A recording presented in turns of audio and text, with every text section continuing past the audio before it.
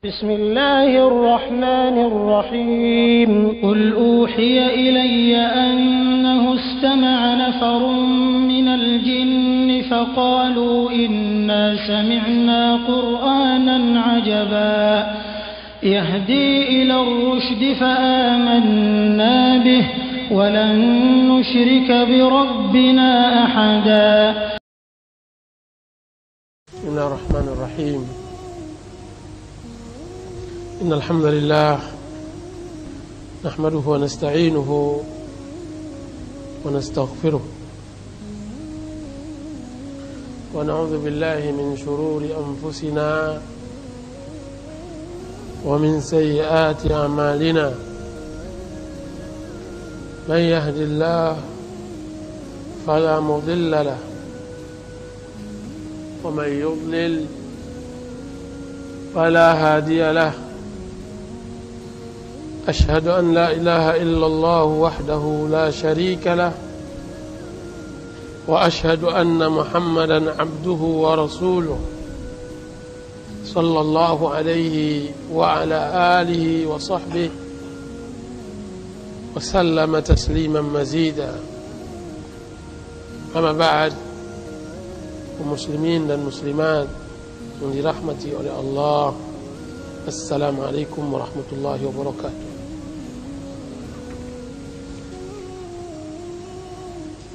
Segala puji kita panjatkan kepada Allah Azza wa Jalla yang telah memberikan kepada kita iman, Islam, kesehatan, kesempatan.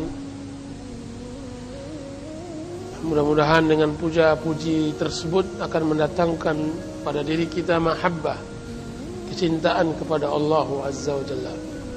Salawat beserta salam kita panjatkan kepada Nabi Muhammad sallallahu alaihi wasallam, rahmatun muhdah, rahmat yang dihadiahkan Muhammad bin Abdullah, sahabat, keluarga dan orang-orang yang mengikuti mereka dengan baik. Allahumma salli ala Muhammad wa ala ali Muhammad. Pada kesempatan kali ini kita membuka kajian umum. Hari ini kita membahas sebuah ayat di dalam Al-Quranul Karim yang mana Allah Subhanahu wa taala berfirman, yaitu surat Fatir ayat 32. ثم أورثنا الكتاب الذين اصطفينا من عبادنا فمنهم ظالم لنفسه ومنهم مقتصد ومنهم سابق بالخيرات بإذن الله ذلك هو الفضل الكبير. Kemudian kitab itu kami wariskan kepada orang-orang yang kami pilih di antara hamba-hamba kami.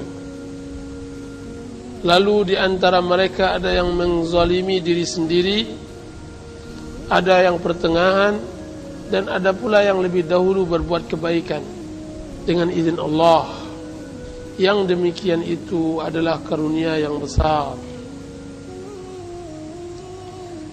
Ayat ini adalah pembagian hamba-hamba Allah Azza wa Jalla dalam mewariskan kitab, yaitu Al-Quranul Karim. Bahwa Allah memilih hamba-hambanya untuk diwariskan kepada mereka kitab, yaitu Al-Quran Al-Karim, dan mereka di dalam Al-Quran tersebut bertingkat 3. Satu kelompok zalimun li nafsih, zalim terhadap dirinya, dan satu kelompok lagi muqtasid, sedang, pertengahan, dan satu kelompok lagi sabiqum bil khairat, kelompok yang berlomba-lomba di dalam kebaikan dengan izin Allah Azza wa Jalla. Dzalika huwal fadlul kabir, itulah keutamaan besar. Ayat ini disyarah oleh Ibnu Qayyim rahimahullahu ta'ala di dalam kitab yang bersama saya sekarang, yaitu Tariqul Hijratain wa Babus Sa'adatain, jalan menuju hijratain, dua hijrah, dan pintu dua kebahagiaan, yaitu hijrah dunia dan akhirat, dan kebahagiaan dunia dan di akhirat. Para ikhwan dan akhwat yang dirahmati oleh Allah Subhanahu wa taala, ayat ini menerangkan derajat kaum mukminin pada Allah Azza wa Jalla, bahwa mereka sedang berjalan menuju Allah. Mereka sedang berjalan. Karena itu Allah Subhanahu wa taala berikan mereka umur dan waktu, kesempatan, sehingga tidak ada lagi hujjah bagi manusia setelah mereka ditegakkan oleh Allah Subhanahu wa taala di padang mahsyar. Sehingga tidak ada lagi hujjah di hari akhir, yang satu hari di sisi Allah Subhanahu wa taala sama 50.000 tahun, 50.000 sana, 50.000 tahun. Kemudian Allah Subhanahu wa taala menyebutkan derajat karena memang Allah Subhanahu wa taala telah mentakdirkan kebahagiaan bagi satu kelompok dan kesengsaraan bagi satu kelompok. Sebagaimana Allah Subhanahu wa taala menakdirkan kebatilan untuk ditegakkan oleh satu kelompok dan kebenaran yang harus dimenangkan oleh satu kelompok. Begitulah sunnatullah Azza wa Jalla di atas permukaan bumi ini, bahwa hari-hari berganti, waktu akan terus berputar, kemenangan berimbang antara yang hak dan yang batil. Allah Subhanahu wa taala berfirman, wa tilkal ayyamu nudawiluha bainan nas. Pada hari-hari yang kami berikan tersebut, kami pergantikan hari-hari tersebut antara manusia.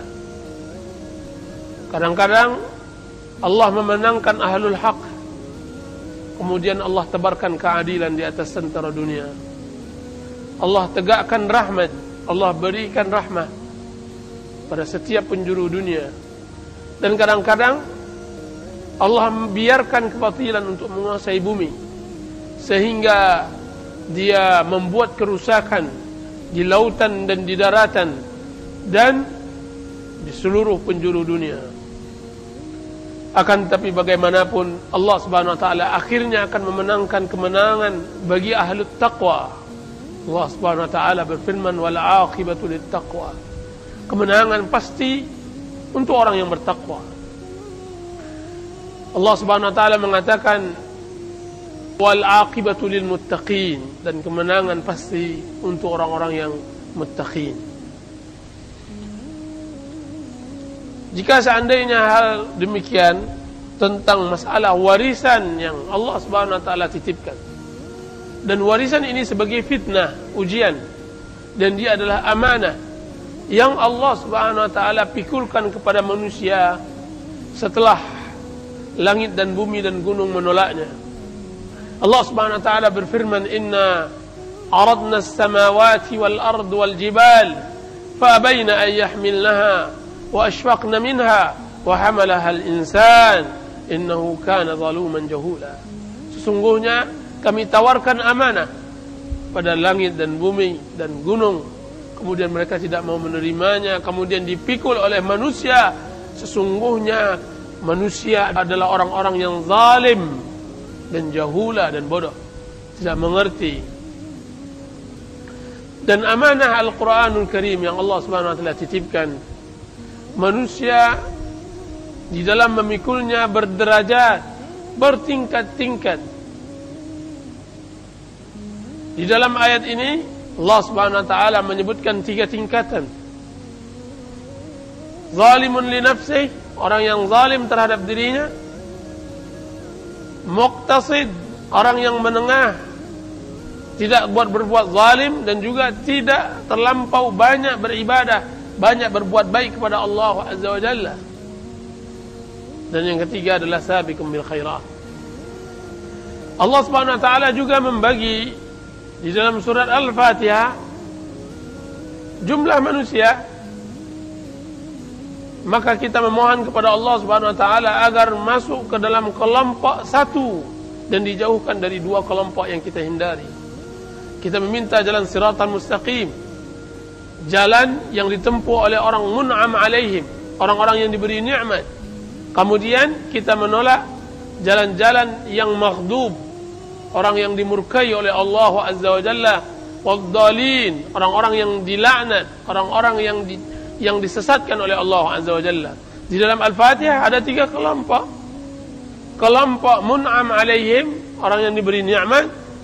Kelompok maghdub alaihim adalah orang-orang yang dimurkai oleh Allah. Dan kelompok yang dhalin adalah orang-orang